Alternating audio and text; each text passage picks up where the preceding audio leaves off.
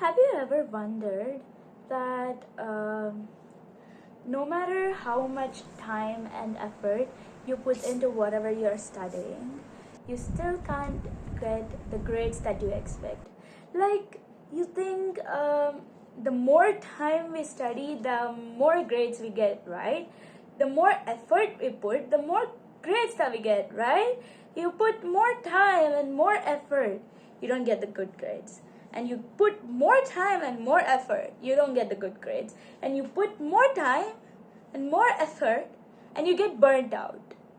This happens to almost every student at some point in their life, at some point in their learning journey. Every student faces this, and yeah, I have been there too. I've put a lot of effort, too much to the point that I like I was even trying to recall every day while sleeping. I was trying to dream about something that I've studied. It has reached to that point, and it will be really, really, really hard to go through that, honestly, right? But you might wonder, how else do we get good grades? Like, should we put more effort? Or it's like you're playing a random game. You don't know what happens. Okay, you're doing something random. Something happens, you don't know what happens. And something random comes out, like a random function box. So it's like your efforts are just turning into a random shit, and they're not turning into the results that you expect. And there is one thing that a lot of us miss. I've tried to search it on YouTube or search it on like everywhere else. I've never seen anyone talk about it, like any study YouTuber or like study regarding study talk about it, except a few research papers, honestly. So yeah, what I'm talking about is backed up by science. This video is divided into 4 chapters, and the timestamps are given here. Please refer to them. So you might actually wonder, then what is actually like control? How do we have control over what we study? First of all, let's see how control looks like when you actually apply it to studying. So when you apply control to study, you don't have to like put random efforts of time. Just you know how much time to study actually in the right way in order to get good grades, right? That's it. And once you have control, you would not only not burn out, you would also enjoy whatever you're studying. You would have better understanding. Research says that. And you will also feel better, because having autonomy over something is a good feeling, right? Choosing to do something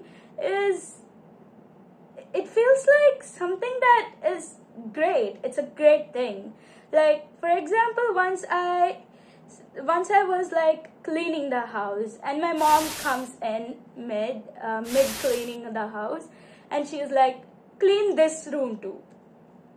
And I'm like, no, I chose to do this thing, so I'm going to do this thing. It's a good feeling.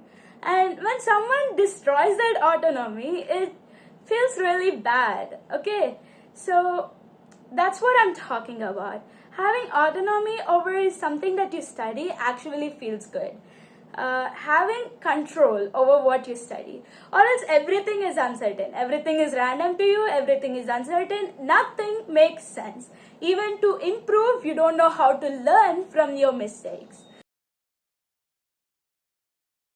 You might wonder we understood how it feels like to have control while studying.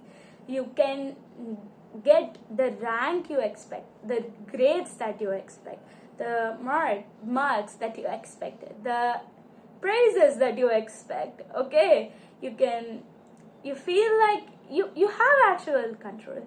You know what control is, right? It's very fundamental and easy topic to understand. So imagine that in studies, grades. Imagine control over your grades. Like literally. That's the difference between you and those quote unquote effortless smart kids. So control is knowing how to learn, having more understanding of how learning works, how brain works, how our brain stores information. Why does that help you have control? Well, you know how your brain works, right? You now know how your brain understands the information, and you know how to make the brain understand information in the right way. Okay, so that is what you call control. So how do we have control? Well, I'm going to talk about that in this video, but let's first talk about the research findings we got. And research talked about self-directed learning and self-regulated learning. What does they both have a similar meaning. Self-directed learning is about which strategies you choose, which topic you choose to study, which things you choose to study. And that's why curiosity kind of helps here.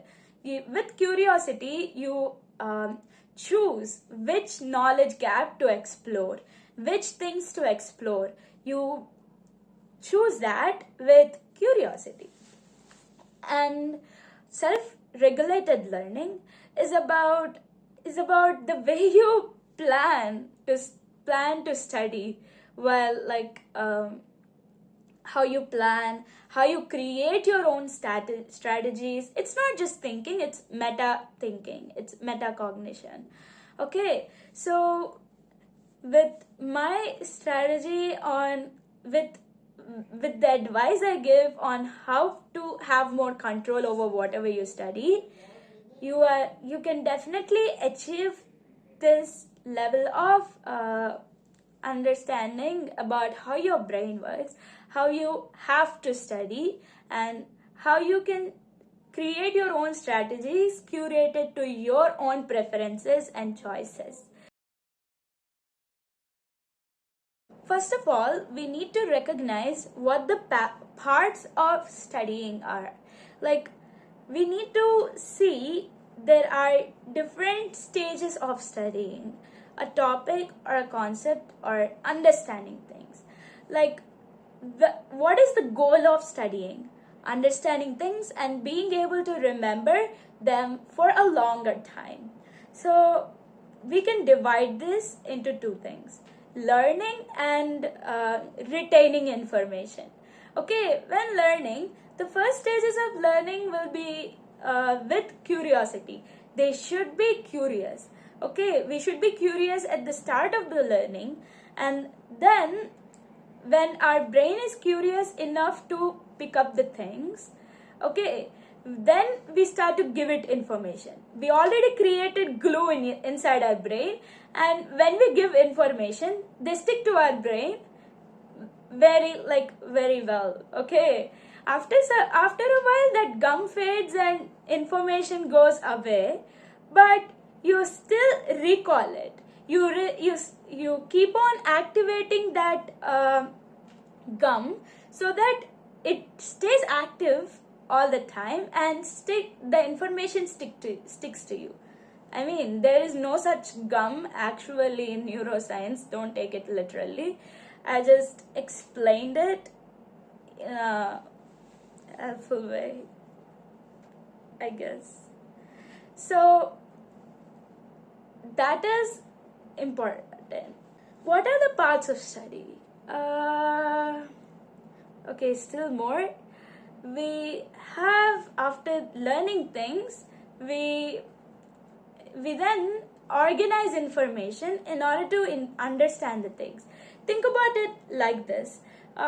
You buy a lot of items to keep them inside your house. Okay, you just don't shove them off into your shelves. Like, you don't just throw them randomly, right? You actually think about your preferences, think about the best way to organize things, and then organize information, right? In the same way, your brain needs organized information to store. Just like how you organize things inside your house, you need to organize information to store into your brain according to your preferences, according to the way you understand, while relating it to your life experiences. Okay, that's how learning works. Okay, and after learning, you try to recall it. Okay, revision, just rereading isn't gonna help. Okay, it just gives you an illusion of understanding. Why? There are a lot of videos explaining that. So we actually use active recall. I'm gonna tell you how to recall actively. Okay, active recall is nothing but using your brain actively to uh, recall the information without seeing the information. Okay, just trying to re-bring it into your memory, like recall, that's what recall is, into your memory. That will definitely make you remember the information stronger and more and more time. Okay, so you do active recall once every repeated session. You repeatedly do active recall, which is called spaced repetition. Okay, and yeah, only a lot of people do active recall plus spaced repetition without even learning stuff. Okay, which thing, like, what will you recall without learning stuff? Okay, that's when it doesn't work. Only after understanding stuff, understanding I mean learning stuff, then only you can recall. Without recalling, you have, like, if you don't recall, you have to relearn things, which is waste of effort and thing, like money, time. This is how your brain understands information and stores information. I hope I tried to make it make sense in a easy way. It's kind of chaotic the way I explained, I know, but I just kind of am in some nervous. After knowing what are the parts of whatever you study, okay, this not just applies to studying, it applies to anything that you are going to do. Okay, think about this system. Okay, think in systems, not just vague goals, but specific goals and systems. Okay, think about the parts, the things, like the subunits of whatever procedure you're going to do, and think about the factors influencing those parts. Okay, so in the same way, we're going to think about the factors that influence the studying, which I will talk in upcoming videos. Okay, there are factors that influence studying, obviously. And once we master those factors, and once we know how to control those factors, that's when we'll gain control over studying. Sometimes it is also okay to just let go, let your curiosity just flow diversely and just randomly. It's okay. But when you want grades, when you want control over your grades, you gotta control whatever you study. Okay, and once you study things with your own choice, with your own autonomy, you will definitely understand them better. Once you plan the way you study, once you create your own strategies that work for you while studying, then definitely, I'm telling you, you're gonna master subjects. Okay, you're gonna ace them. You're going to be the top of your class. Okay, so yeah, that's it. So I hope you enjoyed this video. Until next video, bye.